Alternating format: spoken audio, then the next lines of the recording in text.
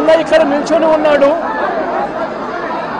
ఎలాంటి దారుణమైన పరిస్థితులు రాష్ట్రంలో ఉన్నాయి అన్నదానికి నిదర్శనం ఈ రోజున ఈ కార్యక్రమం. సత్తెనపల్లి మండలం రెంటపాళ్ళు అనే గ్రామం, కోర్లకుంట వెంకటేశ్వర్లు అన్న,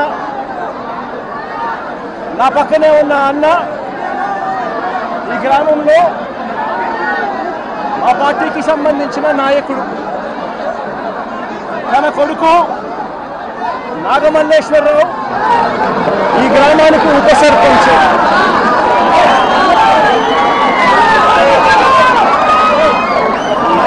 పోలింగ్ మొట్టమొదటి రోజు నుంచి రెడ్ బుక్ రాజ్యాంగం అమలులో తెలుగుదేశం పార్టీ ఏ రకంగా ప్రవర్తించింది అనే దానికి నిదర్శనం ఈరోజు ఈ గ్రామంలో కనిపిస్తుంది. ఈరోజు ఇదే గ్రామంలో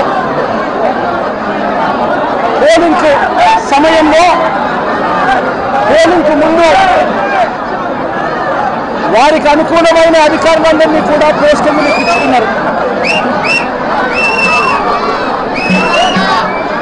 ఇక్కడున్న పోలింగ్ సమయంలో ఇక్కడ ఉన్న ఐజీ, ఎస్పీలు, సిఐలు అందరూ కూడా తెలుగుదేశం పార్టీని, కూటమిని గెలిపించడం కోసం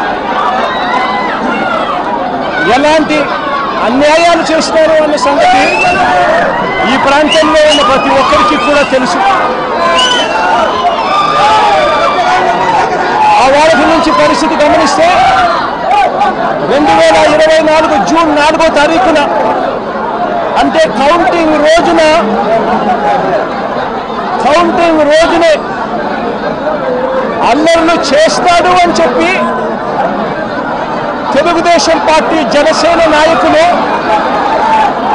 తప్పుడు ఆరోపణలు చేసి వాళ్ళ తప్పుడు ఆరోపణల నేపథ్యంలో పోలీసులు నాగమల్లేశ్వరరావును స్టేషన్లో తీసుకెళ్ళిపోయారు. కౌంటింగ్ రోజునే నాగమల్లేశ్వరరావును స్టేషన్లో ఉంచారు. ఫలితాలు టీడీపీకి అనుకూలంగా వచ్చిన మరుక్షణమే నాగమల్లేశ్వరరావు సెల్లో వేశారు.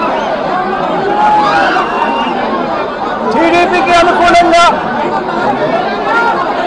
ఫలితాలు రావడం మొదలెట్టాక ఈ గ్రామంలో నాగమల్లేశ్వరరావు ఇంటిపై, అంటే వెంకటేశ్వర ఇంటిపై తెలుగుదేశం, జనసేన కార్యకర్తలు రాళ్లు విసిరారు. నాగమల్లేశ్వరరావును స్టేషన్లో ఉంచారు. నాగమల్లేశ్వరరావును ఊర్లోకి వెళ్ళడానికి వీల్లేదు అని, ఊరు విడిచిపెట్టి పోవాలి అని, లేకపోతే రౌడీ షీట్ ఓపెన్ చేస్తామని సాక్షాత్తు సిఐ రాజేషే చెప్పాడు.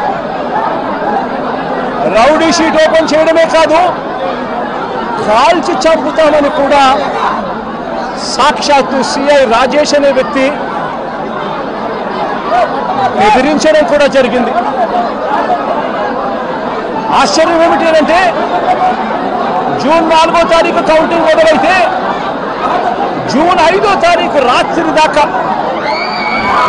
నాగమల్లేశ్వరరావు సెల్లోనే ఉంచుకున్నారు.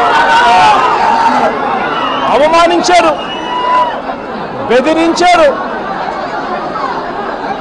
ఆయన మీద చేయకూడని నేరాలన్నీ కూడా చేశారు. 5వ తారీఖు రాత్రి తనను విడిచిపెట్టారు. నాగమల్లేశ్వరరావు గుంటూరులో ఉన్న తన సోదరుడి ఇంటికి వెళ్ళాడు. ఈ సిఐ, ఈ పోలీసులు వీళ్ళు బెదిరించిన తీరు, వీళ్ళు అవమానించిన తీరు, నాగమల్లేశ్వరరావు గుంటూరులో ఉన్న తన సోదరుని ఇంటికి వెళ్ళాడు. వెళ్ళి అక్కడి నుంచి వాళ్ళ నాన్నకు ఫోన్ చేశాడు, వెంకటేశ్వరన్నకు. ఫోన్ చేసి పోలీసులు ఏ రకంగా అవమానించారు, పోలీసులు ఏ రకంగా బెదిరించారు, పోలీసులు ఏ రకంగా కొట్టారు,